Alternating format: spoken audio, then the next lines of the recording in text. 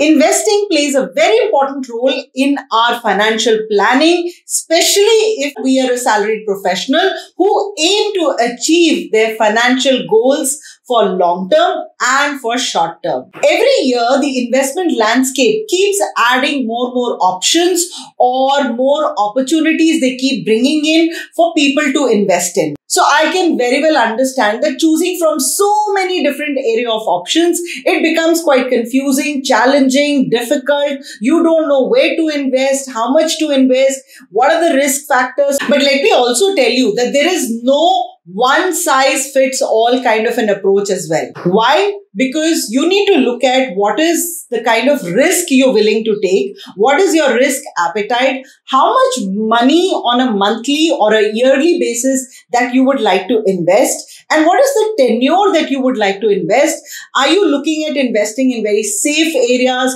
Are you willing to take some medium risk? Are you prepared to take some high risk and high ticket investments you want to do where you think that you will get better returns? So it's entirely up to an individual. What are your financial goals? How much of a risk appetite you have? How much money you would like to invest? So that's the reason it's very important to align your choices with your financial goals, with the risk factors and the level of investment that you're planning to make.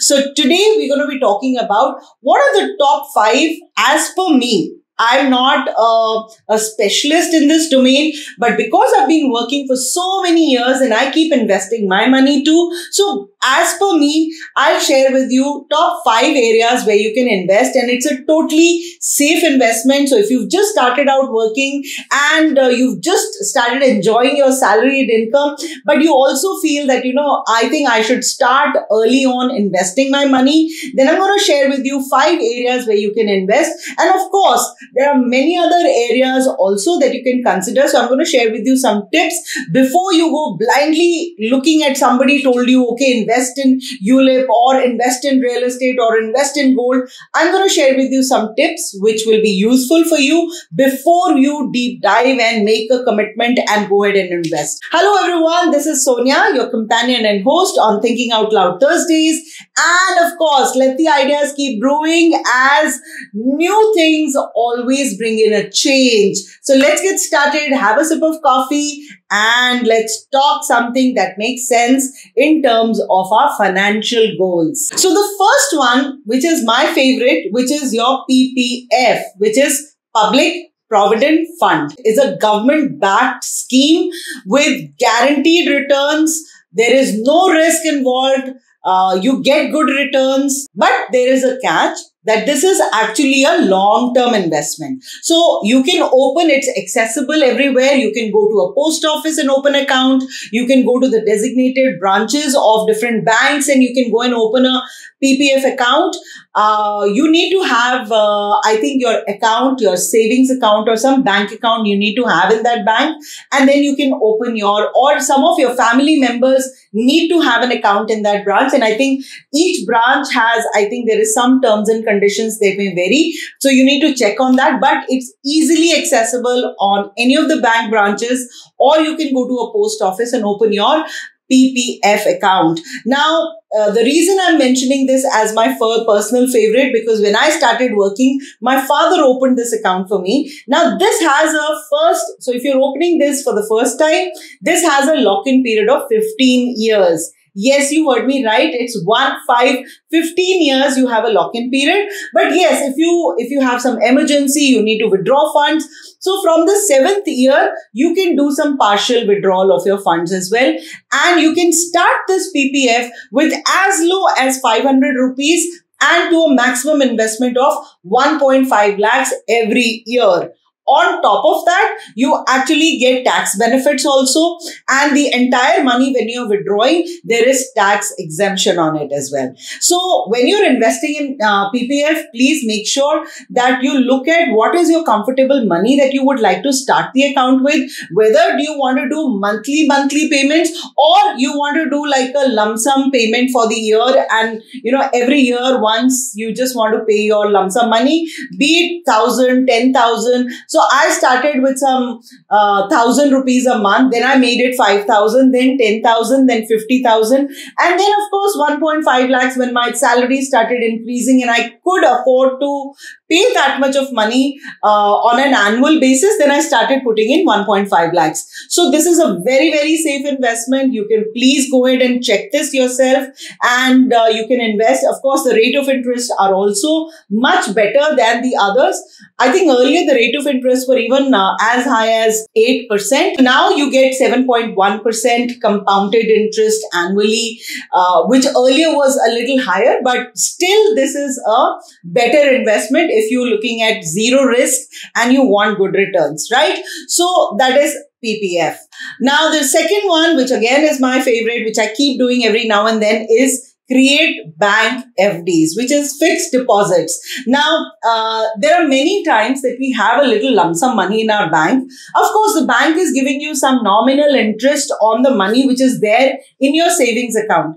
But I think whenever you have some lump sum money, just create an FD. And now with digitalization, your banking has come on your fingertips. So what you can do is just open an FD, which could be for as low as 7 days. Or you can even look at increasing your tenure for 1 year, 2 years, 3 years, maximum to about 10 years. So depending on what is the money which is lying idle in your bank account, and you can create an FD for a month or for 2 months, 6 months.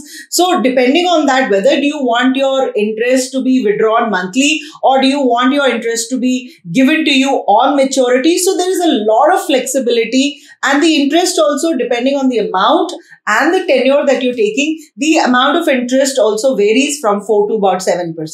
So it's again a very safe bet. You can go ahead and make FDs also as an option of investing for some good returns coming to you. Now, the third one is mandatory. There is no choice that you get, because this is Employee Provident Fund. Heard about it? If you've already been working, you know what Employee Provident Fund is, but it's a good investment because, say if your salary is say 50,000, 12% of your salary, like a contribution, is taken, which goes towards Employee Provident, which has a share from the company and also has a share which gets deducted from the employees' salaries as well.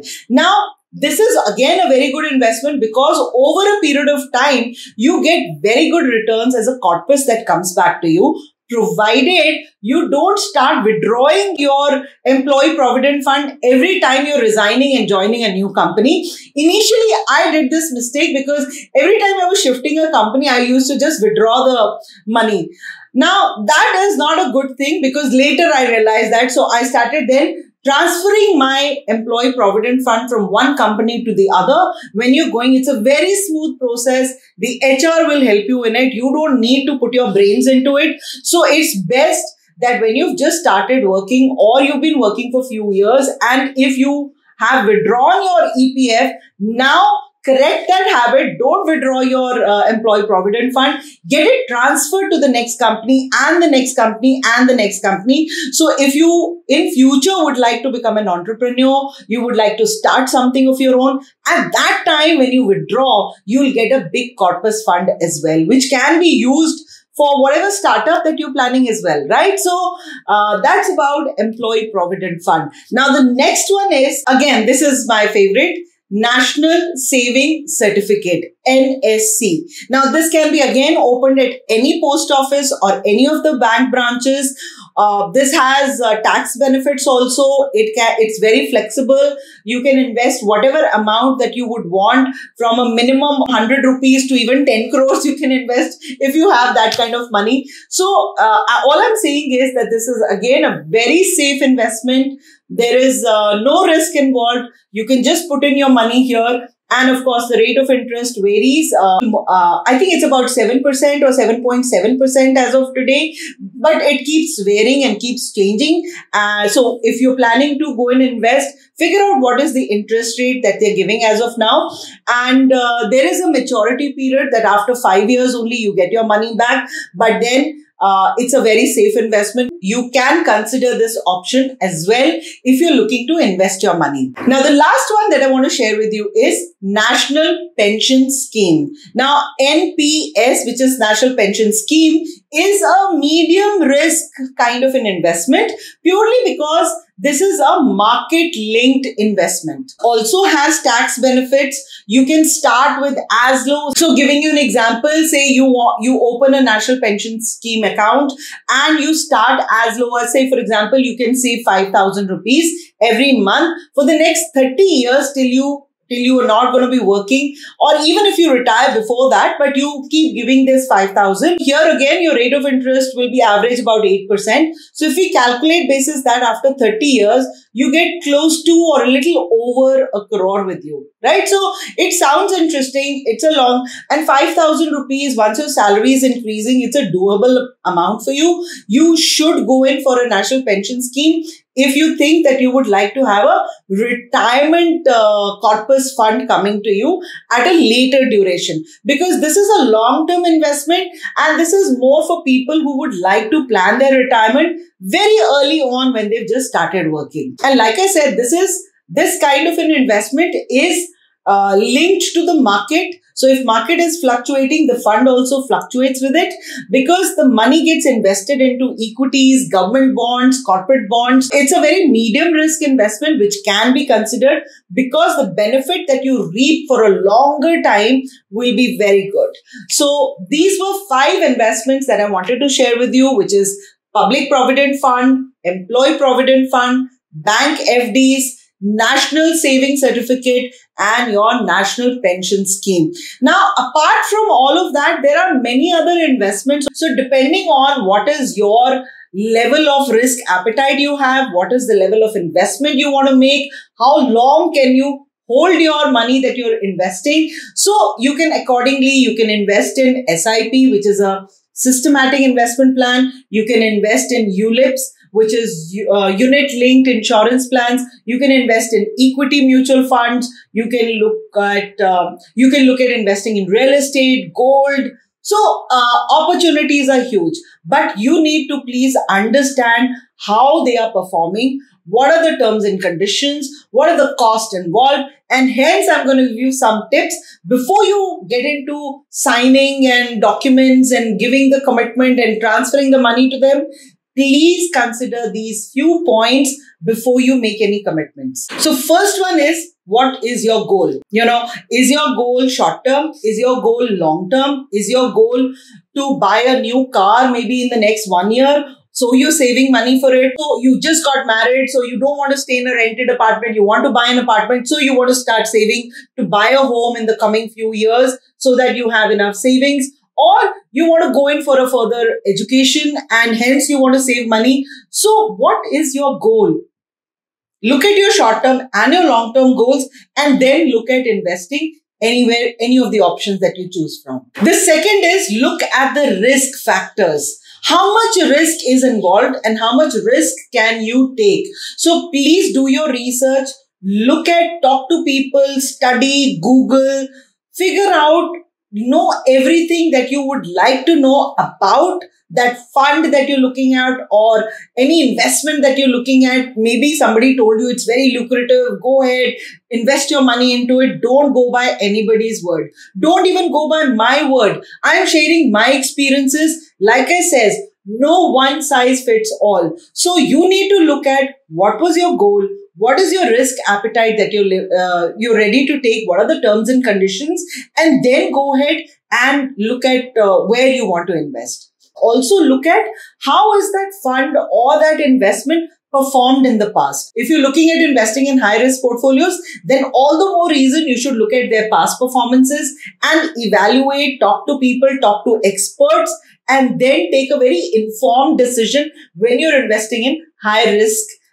ticket or high risk return kind of options. Also look at what is the lock-in period. So if you want to invest, but you want to have the flexibility that you can withdraw the money whenever possible, you can close the account whenever possible, then please understand if there is any lock-in period. Because many times when people are explaining things to you, they're not telling you that there is a lock-in period. It happened with me too, but then before I made the commitment, gladly I asked, is there anything else that you haven't told me about it? Please look at if there is any lock-in period, because that's going to block your money. So tomorrow, if you feel that, okay, I want to break it, I want to withdraw the money, there will be huge penalties. And so whatever money that you've invested, you'll not make any much money over it, because if penalties are involved, then whatever was the money over and above that you was looking at earning from that investment will be drastically reduced. So please look at the lock-in period, that any particular investment opportunity that you're looking for, if it has, then understand whether you're willing to wait for that, say 5 years or 15 years or 3 years. Are you okay in waiting for that period? And lastly, look at if there is any additional expenses that you need to incur, because there are many funds. If there is a broker involved, is there any brokerage fees are they taking? Is there any management fees involved? Is there any other extra charges that they're putting in as taxes or whatever? So please figure out if there are any extra charges over and above the amount that you're investing. You're supposed to pay one-time charges or yearly charges are involved. So please figure out if there is any additional expenses that you need to incur. So if you take care of these factors, like what are your goals, what is the risk factor involved, what is the past performance of whatever opportunity that you're looking at, what is the lock-in period, and of course, if there are any additional expenses, I think you'll be sorted. You'll be taking a very informed decision of the money that you're investing, because it's your hard-earned money. Invest where it is suitable for you. Diversify your portfolio. Don't put all the eggs in one basket. Invest in mutual funds also. Invest in PPF also. Make some FDs also. Invest in some stocks and shares also if you want to. You want to invest in REIT. You want to invest in IPOs. So diversify your portfolio. Don't go by investing in only one kind of investment. Don't make one kind of investment portfolio. So diversification, making a balance, creating a balance in your investment. With that, we come to the end of the video. I hope you found some value in this content. And if you did, you know what to do. Like, comment, and of course, share this video with all your friends who have just started out working or who've been working, but they don't know where to invest, how to invest. So these tips that I've given you might be useful for them. So do share with your friends and colleagues. I hope you've subscribed to my channel. And if you've not done that, please do subscribe to my channel. And of course, turn on the notification bell, as every Thursday I keep bringing Thinking Out Loud Thursdays with me, that's Sonia. Signing off. Have a fabulous Thursday, everyone. And I'm going to see you next Thursday. Bye-bye.